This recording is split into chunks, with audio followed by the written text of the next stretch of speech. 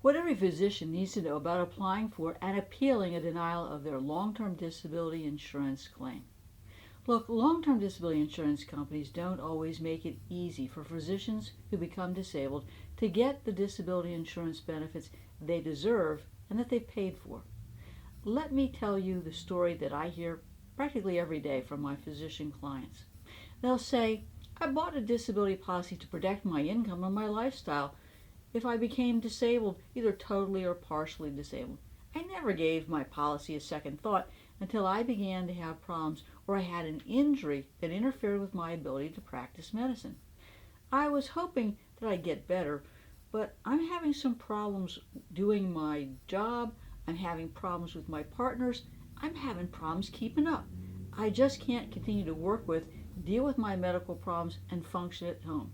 Is it time to apply for my disability insurance benefits? Well, unfortunately, the unthinkable, the unmanageable, and the unbelievable has happened, and you probably have no choice but to apply for long-term disability benefits. But I don't want the disability carrier to rob you of your peace of mind.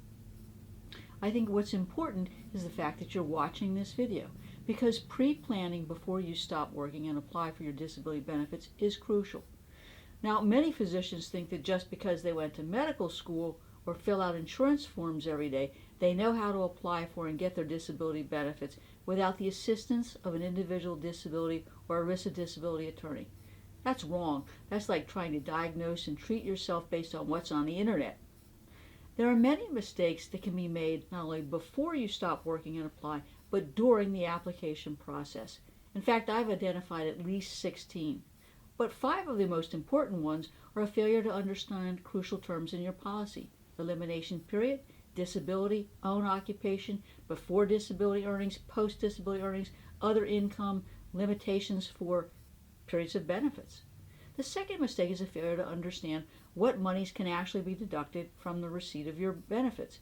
Did you know that potentially Social Security benefits that you get or your children get, personal injury settlements, or even a buyout of your practice can be deducted from your benefits?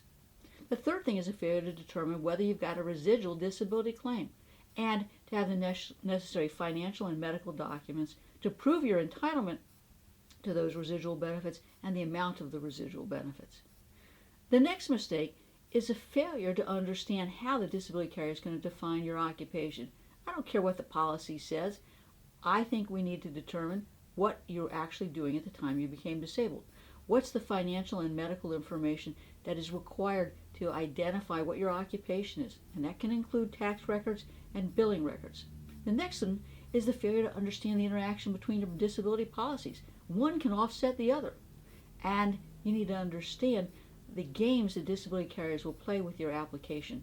And that means that you have to have a strategy to defend yourself against these games even before you stop working and apply for benefits.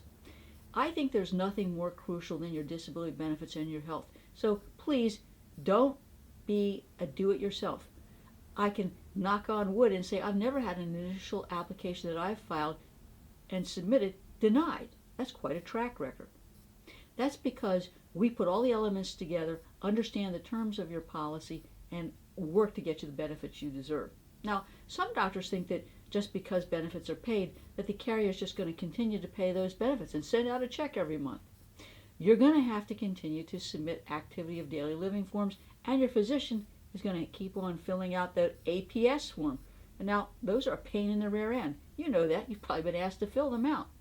But they need to be completed properly and consistent with your medical records, and they have to be done on time. Now, I know that physicians don't always want to stop practicing because they love what they do.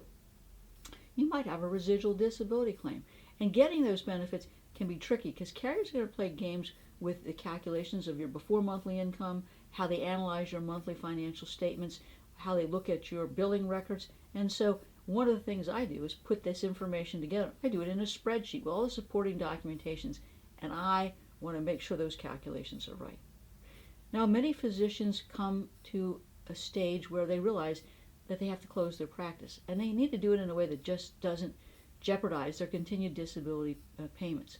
And I work with physicians in helping them pick the right date to become totally disabled and planning for the eventual closing of their practice and submitting a total disability claim. Now, as I said, just because you're being paid doesn't mean your claim is immune from scrutiny. And that means not only in the residual disability phase, but in the total disability phase. Carriers will also target certain physician specialties and diseases for termination, so you've got to be aware. I'm often asked by my physician friends and colleagues, well, what about a lump sum payment for the buyout of my policy? Nobody can make you settle your case. You can't demand they settle your case, and they can't jam a settlement down your throat. But there is a time and place for buyouts, and a buyout should be in your financial best interest. There are many factors that should be considered in evaluating what's right for you, the value of your benefits, and the timing of all of this.